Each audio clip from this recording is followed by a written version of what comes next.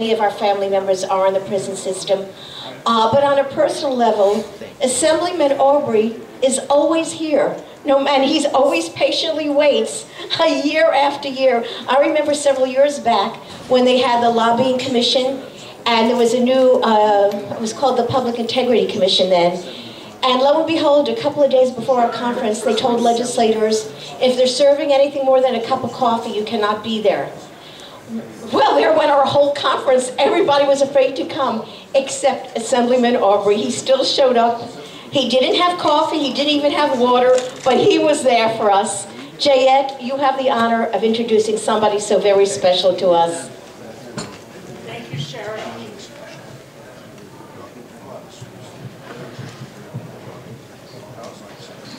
I get the pleasure of introducing Assemblyman Aubrey because I worked with him on the shoe exclusion bill long before I became chair of criminal justice for NAMI New York State. Assemblyman Jeffrey Aubrey, who represents Queens County. Assemblyman Aubrey has been a longtime friend to NAMI New York State and a constant advocate for people with mental illness and reform of the criminal justice system. Assemblyman Aubrey is chairman of the Assembly Standing Committee on Correction and a member of the Ways and Means, Rules, Social Services, and Governmental Employees Committees. As chairman of the Committee on Correction, Assemblyman Aubrey successfully championed legislation enacted in 2009 that significantly reformed the Rockefeller drug laws in New York State by returning designation to judges to sentence drug-addicted offenders to treatment as an alternative to prison, and led the fight to ensure that prisoners suffering with the mental illness, serious mental illness, receive needed treatment and are not confined under inhumane conditions through the enactment of the Special Housing Unit, Solitary Housing Unit Exclusion Law. He has developed a series of efforts to advance several national and statewide issues. Assemblyman Aubrey has worked at numerous not-for-profit facilities, initiating development and housing for multiple communities, and has implemented numerous pieces of legislation designed to improve the outcome of the criminal justice system, including mental health services in prison, removes inmates with serious mental illness from segregated confinement to establish residential mental health treatment units to provide treatment of such inmates consistent with their mental health needs. He's responsible in the Assembly for the introduction of the shoe exclusion bill. I present to you now the Honorable Jeffrion Aubrey.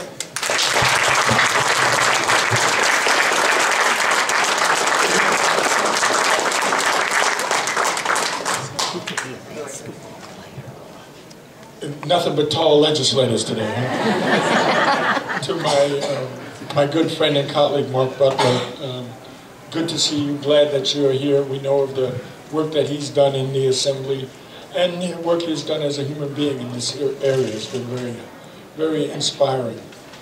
To Felix Ortiz, who's gone, who's been a great partner to me in trying to work on the combined efforts of the Office of Mental Health and the Department of Corrections and Community Supervision. To all of you, because you are the soldiers in this battle, and my congratulations to you again for the work that you continue to do, because without the advocates, without everyday people coming forward and raising these concerns, we don't know where we would be, and whether or not we get the attention that we deserve. But the price of freedom and justice is eternal vigilance, right? Heard that? And so even though we pass laws, it still requires eternal vigilance.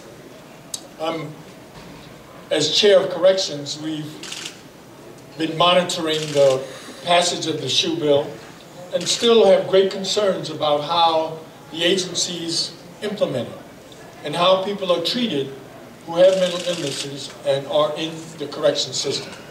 Clearly, far too many are in the correction system, and we don't provide the adequate services for them, in my estimation, that would that are humane, that are required, that should be. You always have to be careful about governmental entities. They wander away from us sometimes. And I was glad to hear the Department of Health discussion about bringing together all the agencies and the cooperation that they're going to do to provide better outcomes. And that is obviously something that we want to see. My concern is that we never stay the course. We don't stay where we know. All of a sudden there's a new idea, and so we'll abandon that to go to another idea. I'll give you an example. One of the things that troubles me, this year we tried to have public hearings with OMH and DOCS and a couple other agencies, SOX, the State Commission on Correction, and the Agency for Quality Care, around the issue of suicides in the prison. 2 years ago we had 20, some of whom, a good percentage of whom were declared seriously mentally ill. And so we wanted to know whether there was a trend, what was going on. Were we misevaluating people when they came in? Were we not recognizing their problems and therefore not treating them in the way that needed to be, and keeping an eye on them and working with them and making sure that they were being taken care of? So we asked the agencies to come forward and testify in a public way, and they didn't come. And we had the hearing anyway, and we had it in their absence. And what we find out is that one department that's responsible for reviewing all deaths in a prison could only do one evaluation a year. It took them a year to complete it. We had 20. So that means in 20 years, I'll have to go back and find out what was going on with the 20 individuals that had that problem and committed suicide in the system. We have to have our feet held to the fire as government. I'm telling you that as a part of government. We have to have an enraged, an enlightened, a concerned citizen advocacy to make us do what's right. Sometimes it's just too easy for us to say, we got something else. This other thing is higher priority. And so we would have never gotten the shoe exclusion bill passed had it not been for the efforts of this organization and others. We would not have gotten it passed. Because when we started, nobody cared. You made us care. You raised it, you worked, you came forward, you testified, you went into the district offices and said, this is what we need now. Whether your loved one was in prison or not, you recognize that bond that exists between people who have a common problem, however life has dealt with them. And so we're here again to try and look at new systems that could be very beneficial, and I hope they are, but to always remember the past, and always remember that we can't let folk get away from their basic responsibility to take care of human beings, however you qualify them, whatever name you give them, whether they're incarcerated or not incarcerated. It is a struggle that has great rewards because you know you're doing the right thing. It's also very aggravating and frustrating. I'm sure of that, knowing, sitting in your seats. It is for me, and I'm the one that gets paid to do it, and you do it volunteers. So it's my hope that, you know, your energies will not be dissipated, you will not be diverted, your voices will stay strong, not only those that you have, but those that will come behind you, because as was mentioned, we all get a little gray every time. But we have to pass that passion on. There always has to be someone out there holding government's feet to the fire. It's not that government is bad, but it requires nudges and reminders and insisters that you do what is right. Especially in times of limited dollars. We really get forgetful in times of limited dollars. We don't want to forget, we don't want to remember anything. We just want to do a budget and get away and hope that next year brings us where we need to be. And that's nothing wrong with that, and we hope that it will be. But we can't sacrifice human dignity in an attempt to balance a budget. Just can't do it. So, I'm always pleased to be here with you. I'm glad this year I got a chance to eat. But I always will come. And I've said to you, and I've said this when we passed you, that maybe I've done a lot of things in my 20 years. This is my 20th year in the Assembly. But I thought that the shoe bill was the most important thing I ever did and ever will do.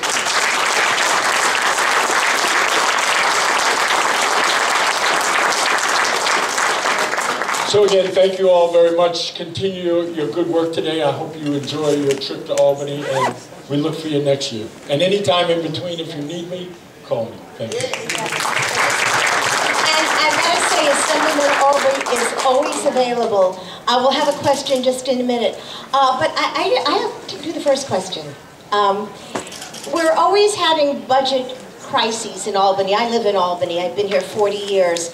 And it seems that the mentally ill are never the priority. I once said in legislative testimony, haven't been invited back since then, but in good times we get crumbs, in bad times we get even less.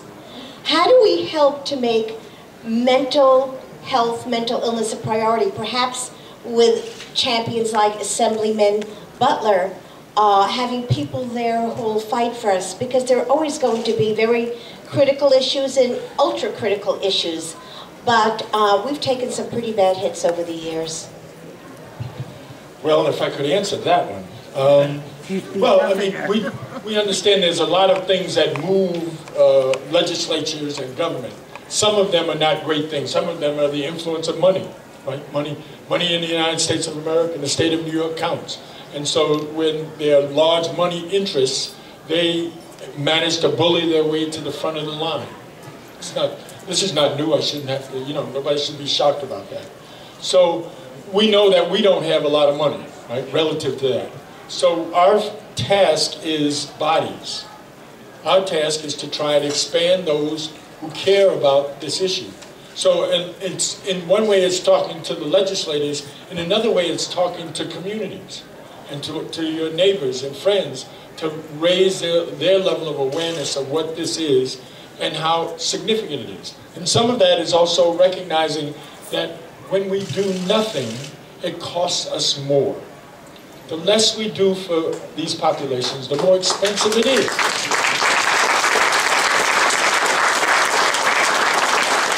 We have a component of the Constitution that requires us to take care of those in need. It was put there by the founders of the state for good reason. And we have to fall back on that. We have a responsibility. There is a social contract that keeps this country, this state together. When we abandon the social contract with the theory that I'm doing fine for myself and I can just go off, then we condemn ourselves to a less human society, a more expensive society, because you're going to pay on the back end. If we did take care of mentally ill people, we probably would have less of them in my prison system. I don't want them in my prison system, and in my estimation, they don't belong in my prison system. They belong in treatment. They need to be handled. Some are uncontrollable. Yes, you have to respond to that. But we know that long-term incarceration worsens somebody. And then we send them home, and then they come back. And how much money have we spent then for prison, prosecutor, police, probation, parole, and all of the adjuncts, this big criminal justice industry that exists. And when they call for money for police, everybody says yes, because we want to be safe. If we put prevention in front of police, we'd be safer and it wouldn't cost us as much.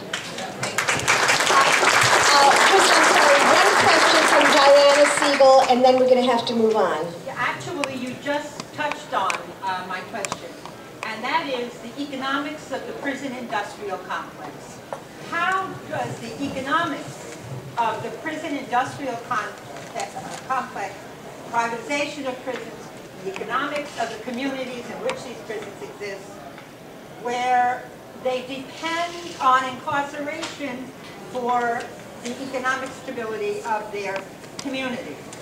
We know that there's a terrible problem with the black population, that a high percentage of people in the prison system, because they're targeted in local communities. And what about our population of people with mental illness?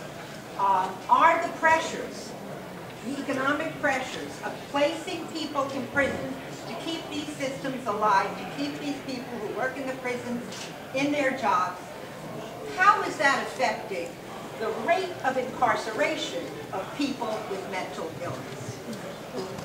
Well, it's a long question. You know, I don't know if you heard all that, but she asked that you could do a treatise on just the question that she just asked. But the issue of whether or not there are economic engines around corrections, prisons. And clearly there are. Clearly there are. Whether they are intentional engines or engines that just get built because of the lethargy of government. So it becomes to be an easier way to handle things. So we refer everything now back to criminal justice. And politically, for me to stand up and say, oh, I'm going to pass a bill that will increase sentencing on someone for this crime or that crime, is saleable. And it was very saleable during the Pataki years. Everybody, yeah, we want to be safe, we want to be safe. Not recognizing that we were trying to make ourselves safer, and it was going to cost us an enormous amount of money. About $55,000 a year to incarcerate an individual in prison, right? We don't spend the same kind of money on corrections, quite frankly, that we do on higher education. But the budget for corrections this year went to $3 billion. We only spend about $2.3 billion on higher education in this state. So it is a driver. To some communities, their representatives recognize that those facilities are integral to the survival of their communities, and they work to protect them, as you would. I mean, as you would, because their people need jobs, and they bring jobs, and we haven't offered them viable alternatives. We try and talk about doing economic development to supplant that, but if you don't supplant it, if you pull that out, then you have another community that may disappear or shrink down, which becomes the next place where crime will rise. Because the minute people can't work, what happens? Nobody lays in the stream and dies. Nobody just lays down and dies. People have this desire to survive and prosper. They'll do it, you know, within the structures that are allowed to them. So there is a huge battle that goes on in this. We have to understand it. We have to work with those communities to make sure that they have economic viability, and we have to shrink prisons. Now, we closed 8 prisons in this state, this governor did, in the last year or so, 2 years, 3 years now. Some were closed before. But the price of the system still didn't shrink. Didn't go down. It went up. I'm spending more this year, after 8 were closed, than I spent last year. Would be wonderful if we could cold turkey, but we won't. We have to gradually shift that, and we have to demand that